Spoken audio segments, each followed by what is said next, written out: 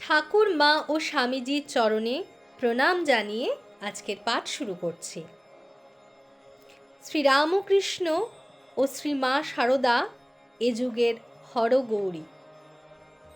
এ যুগে শ্রীরামকৃষ্ণ পরিবার হরগৌরীর সংসার।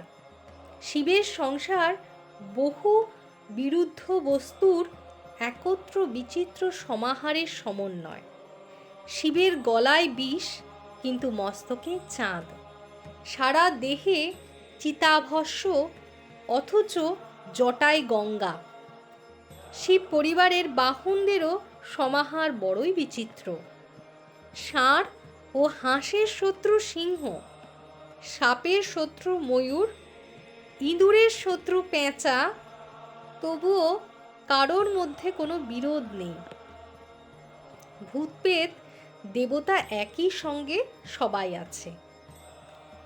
অর্থাৎ এখানে বলা হচ্ছে যে এ যুগে শ্রীরামকৃষ্ণ পরিবার হরগৌরীর সংসার বলে বলছেন, শিবের সংসার বহু বিরুদ্ধ বস্তুর একত্র বিচিত্র সমাহারের সমন্বয়। যেমন শিব ঠাকুরের গলায় কিন্তু বিষ, কিন্তু মাথায় চাঁদ। সারা দেহে চিতাভস্য, অথচ জটায় গঙ্গা। আর শিব পরিবারের বাহনরা কিরকম? সমাহার বড়ই বিচিত্র। কিরকম?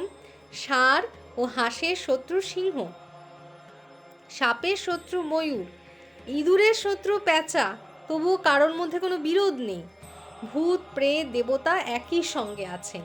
ঠিক সেই রকম করে বলছেন যে শ্রীরামকৃষ্ণ ভক্তমণ্ডলীতে রামচন্দ্র দত্ত একরকম, লাটু আর একরকম, নিত্যগোপাল একরকম, নিরঞ্জন আর একরকম, গিরিশ একরকম, বাবুরাম আর একরকম।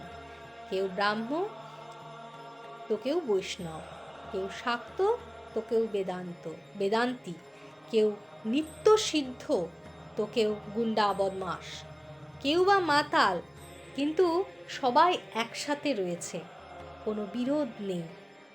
ঠাকুর মায়ের সংসারে সন্ন্যাসী এবং গৃহী ভক্তদের এক অপূর্ব বৈচিত্র্যের মিলন মেলা বসেছে। এই অদ্ভুত পরিবার সমস্ত জগৎকে নতুন আলো দেখিয়েছে। আর এখানে বলা হচ্ছে, ঠাকুর ও মায়ের জন্মের আগেই শিব পার্বতীর আগমনের সূচনা হয়েছিল। একদিকে ঠাকুরের গর্ভধারিণী চন্দ্রামণি দেবীর গর্ভে শিব জ্যোতির প্রবেশ, অন্যদিকে মায়ের গর্ভধারিণী শ্যামাসুন্দরী দেবীর উদরে বেলতলায় কন্যাকার শক্তির প্রবেশ। একজন বাল্যকালে শিবরাত্রির রাতে শিবের ভাবে সমাধিস্থ হলেন, অন্যজনকে বালিকা বয়সে জগদ্ধাত্রী রূপে হালদার পুকুরের জমিদার দর্শন করলেন। একজন সম্মুখে স্বীকার করেছিলেন যে তিনি যুগে যুগে অবতার, অন্যজন মেনেছেন লোকে তাকেই কালী বলে। অর্থাৎ মা বলতেন না, লোকে তাকে কালী বলে, সেই কথাটি বলছেন। অন্য পরম্পরায় সাধিকা হয়েও উভয়কে হরগৌরী রূপে মন প্রাণে বুঝেছিলেন গৌরী মায়ের মা গিরিবালা দেবী। শ্রী শ্রী ঠাকুর ও শ্রী শ্রী মাকে তিনি হরগৌরী রূপে একত্রে দর্শন করেন। অর্থাৎ ঠাকুর ও মাকে তিনি হরগৌরী রূপে একসঙ্গে দর্শন করেন। অনুরূপ আর একটি ঘটনা স্মরণ করা যায়। আর একটি ঘটনার মাধ্যমে এটি বলছেন, সেটি হচ্ছে সারদা রামকৃষ্ণ গ্রন্থে দুর্গাপুরী দেবী সেই ঘটনা অনেকটা এইভাবে বলেছেন। অসীমের মার বিশ্বাস ছিল যে ঠাকুরই বাবা বিশ্বনাথ। আবার ভাবতেন, তিনি যদি বিশ্বনাথ, তবে তার সাঙ্গপাঙ্গরা কোথায়? একদিন নহবতে লক্ষ্মী দিদির সঙ্গে তার কথাবার্তা হচ্ছিল। এমন সময় ঠাকুর বেলতলার দিকে যাচ্ছিলেন। তিনি তাদের উদ্দেশ্যে বলে গেলেন, ওগো, তোমরা অত কি কথা বলছো? এসো আমার সাথে বেলতলায় গিয়ে বসি। সেখানে কথা হবে। লক্ষ্মী দিদি ও অসীমের মা সেদিকে যেতে দেখে আরও দুজন মহিলা সঙ্গে গেলেন। তারা গিয়ে দেখেন বেলতলায় ঠাকুর ভাবাবিষ্ট।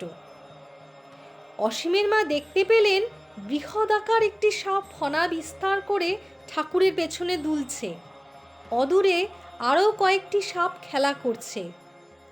এইরকম লোমহর্ষণ দৃশ্যে তার শরীরটি কণ্টকিত হলো। ভয়ে অসীমের মা কাঁদতে লাগলেন। লক্ষ্মী দিদি একই সময় দেখলেন ঠাকুর শিবের মতো যোগাসনে বসে আছেন।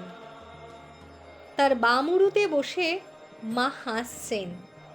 তিনি ভাবলেন, এটা কেমন করে হলো? এই মাত্র খুড়িমাকে নহবতে দেখে এসেছেন। লক্ষ্মী দিদি ছুটে গেলেন নহবতে।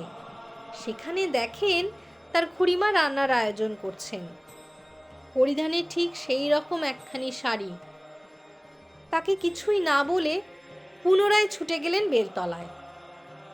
আবার দেখলেন সেই দৃশ্য।